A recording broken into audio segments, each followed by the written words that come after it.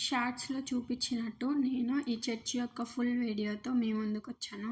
ఈ చర్చ్ కంప్లీట్‌గా history theme మీద ఉంటుంది. ప్రజలకి క్రీస్తు ఏం సందేశం ఇచ్చాడు? ఆయన పడ్డ కష్టాలేంటి? ఆయన ఎలాంటి సిట్యుయేషన్స్‌ను ఈ భూమి మీద ఎదుర్కొన్నాడో అలాంటి థీమ్‌ని వీళ్ళు ఇంట్రడ్యూస్ చేశారు ఈ చర్చ్. ఈ చర్చ్ చాలా పెద్ద ప్లేస్‌లో కట్టారు. కంప్లీట్‌గా ఆ సిట్యుయేషన్స్ అన్నీ ఒక్కొక్క చిన్న చర్చ్‌లాగా కట్టి, దాన్ని చర్చ్ స్టార్టింగ్‌లో పెట్టారు. కంప్లీట్‌గా చూడండి. మీకు చర్చి ఇంకా చాలా బాగా కనిపిస్తుంది. Don't miss it. ఇదైతే ఒక కొండ మీద కట్టినట్టు ఉన్నారు. నడవడానికి చాలా అంటే చాలా ఇబ్బందిగా అనిపిచ్చింది.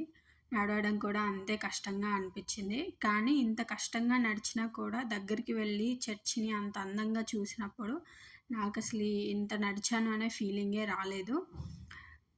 నా రైట్ సైడ్‌లో ఉంది. లెఫ్ట్ సైడ్‌లో కంప్లీట్‌గా సమాధులు ఉన్నాయన్నమాట. వాళ్ళు ఆ ప్లేస్‌ని కూడా తీసుకొని ఇక్కడే పెట్టుకున్నారు.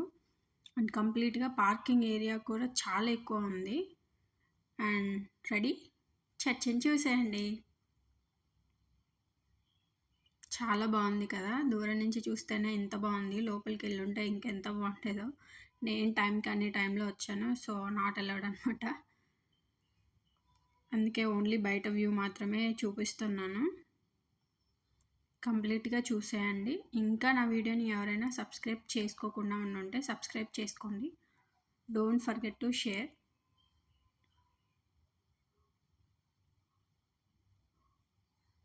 చూసారా ఎంత బాగుందో దగ్గర నుంచి చూస్తుంటే.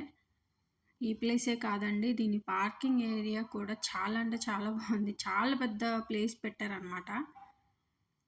ప్రశాంతంగా పార్కింగ్ చేసుకోవచ్చు. దూరం నుంచి వచ్చి ఎవరైనా వాయనాడు వెళ్తూ మానందవాడి ఈ ఏరియాకైనా టచ్ అయితే ఈ చర్చిని చూడడం అస్సలు మర్చిపోవద్దు.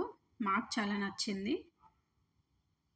ఈ ప్లేస్‌కి మేము వాయనాడు వెళ్తూ దారి మధ్యలో కనిపించింది. అందుకే దిగి చూసాం. మీరు కూడా మర్చిపోకుండా ఈ చర్చిని చూసి వెళ్ళండి. ఇది కూడా one of the tourist place అని నేను ఫీల్ అవుతున్నాను.